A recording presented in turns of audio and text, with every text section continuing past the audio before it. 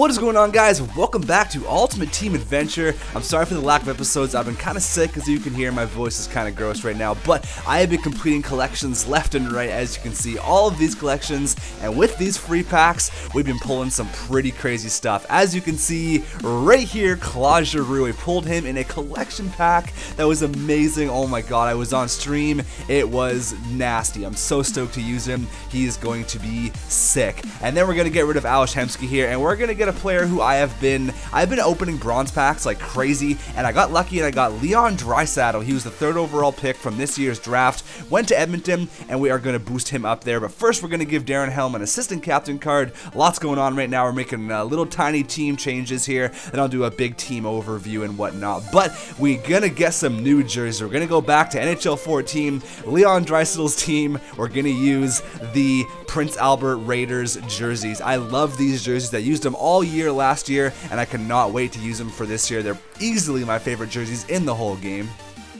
So obviously things have changed a little bit with the team. We got Claude Giroux, and the challenge for this episode is going to be using Chara as a forward. I've tried this out for a couple games, and oh my god, he is a force. As you can see, all of these comments on the screen right now, use Chara as a forward, blah, blah, blah. That's going to be the challenge for this episode. We're going to see how he plays as a forward. I feel like he's going to be a badass forward. Way too big, just impossible to knock off the puck. That's the first line though. Big G, Jamie Benn, and Zdeno Chara. We got Mike Camilleri, Ryan Johansson, and Marian Hossa.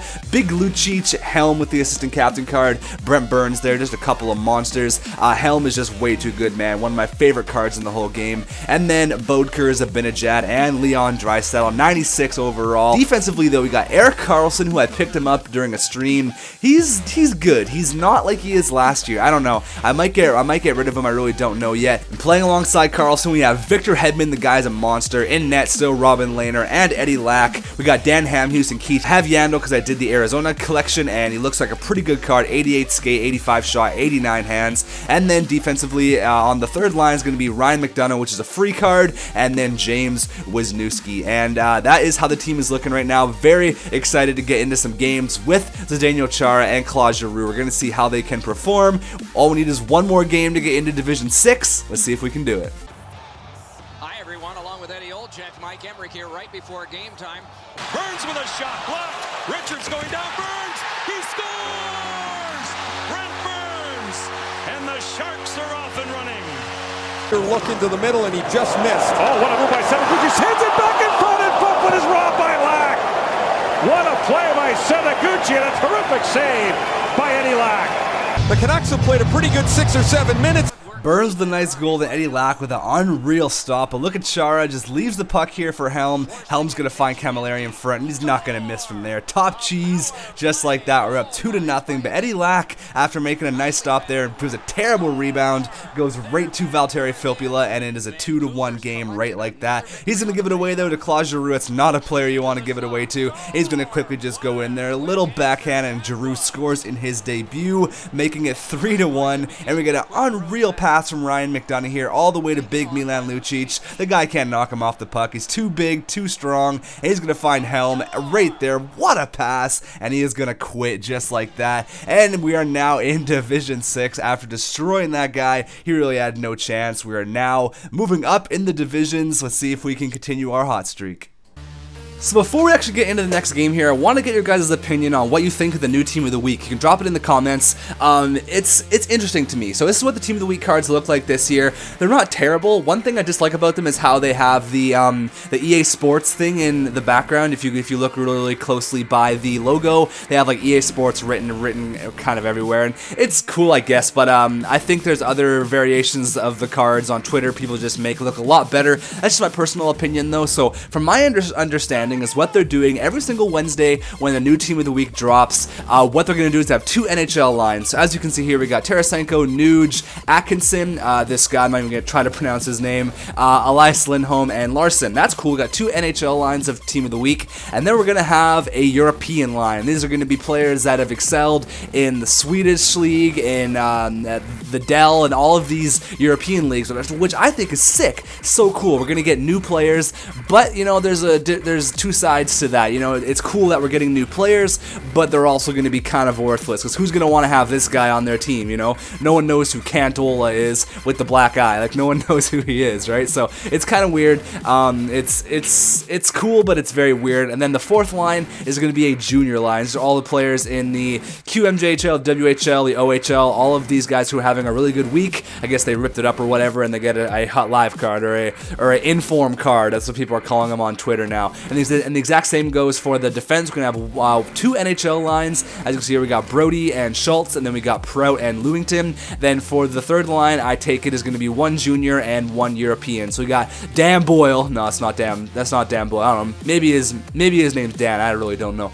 But we're just going to have him there, and then one junior guy. The exact same thing going for the goaltenders. One junior or European goaltender, and then one NHL goalie. So it's interesting. It's cool how they're doing it this year. I'm not the biggest fan of it. I mean, I think it's cool how we're going to get new cards. I just think they're going to be kind of worthless. So one more thing I wanted to show you guys before we get into another game is my stats. People ask me to show them the stats all the time of who's producing, what players should they go pick up, what players shouldn't they go pick up, and as you can see here, Camilleri, 30 points in 22 games, plus 29, just ripping it up. Same goes for Johansson. No one's really as good as Camilleri, though. He's been my favorite player throughout the whole year. You don't even need juices on him. You don't even need boosts on him. He's so good.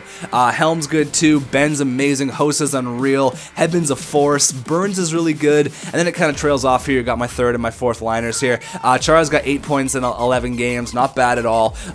Bodker's doing decent. Hammer's all right. And then you get to players who have really disappointed me. As you can see, Ryan McDonough been basically worthless. Lucic been decent. I actually don't even mind Lucic. He's pretty good. He's pretty big. But Carlson has just been basically non-existent, which is weird because he's 89 overall. Nasty stats. Just very, very strange. I don't know what it is with Carlson this year. I might get rid of him, but we will see in the next couple of games here. Maybe we'll get rid of him in this episode. And then as for goalies, everyone is doing pretty good. I'm still rolling with Eddie Lack, and we're still rolling with Robin Lehner in the cage. I'm happy with it. I'm loving the squad. Let's hop into another game. We're going to say Pittsburgh Penguins fan here. He's got a pretty decent record. We're in the Consol Energy Center, Pittsburgh, Pennsylvania. Let's go. It's in front and cleared just in time. Weaver looked like he got his stick on it. Here's Pacioretty around Lashoff in, scores!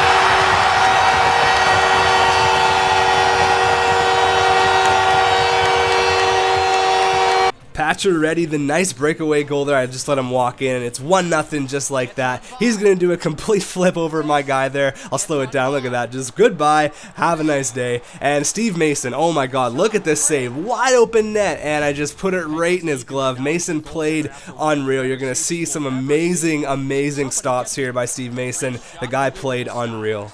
Trying to get Bree to the front, hands it off. Oh, what a save by Mason! But it's turned over to Reed to McDonough, and there's a stick of Steve Mason coming out. What a save and a second opportunity. I don't know why the whistle was blown, but what a save by Mason. Man, Mason just playing unreal right now. Jeff Skinner on a nice spinorama, catching me on a bad change all the way over to the little man. Biggest heart though, Marty St. Louis scores, making it 2-0. And man, Mason was making the nicest stops, but I knew it was going to be an ugly goal, and there it is. Just squeaks through the 5-hole. Marian Hossa finally beats Steve Mason, and we're actually get another one here from Keith Yandel. 88 skating coming in, showing there. What a goal. Tied up just like that. 2-2, and now we're still going to get some more opportunities here with time winding down. Unfortunately, though, we couldn't beat Steve Mason. That is the story of this game. We are headed to overtime here. We're basically outplaying him the whole time. I'm not even mad, though, because Mason played amazing. Sometimes the bounces don't go your way, and unfortunately, that's kind of what's happening right now. 2-2 going into overtime. Follow up from Markov. Very careful trying to play it a second time. Can't do it. Here's St. Louis moving in.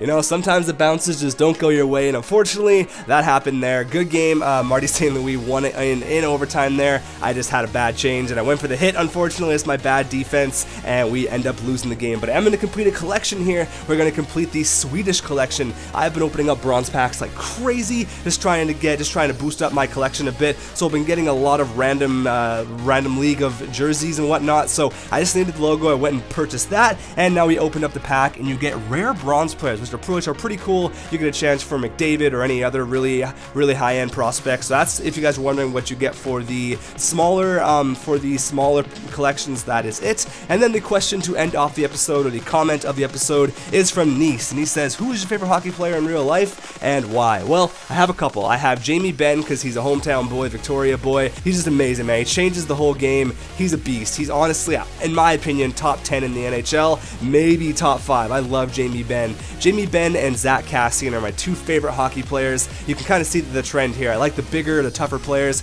That's what I was when I played, and I like to, I don't know, I just really like those two players. So probably Jamie Benn for my number one player. Obviously, I like players like Matt Duchene and all of those guys, but if I had to say one, it would be Jamie Benn. So thank you for your comment, and I will see you guys in the next episode of Ultimate Team Adventure.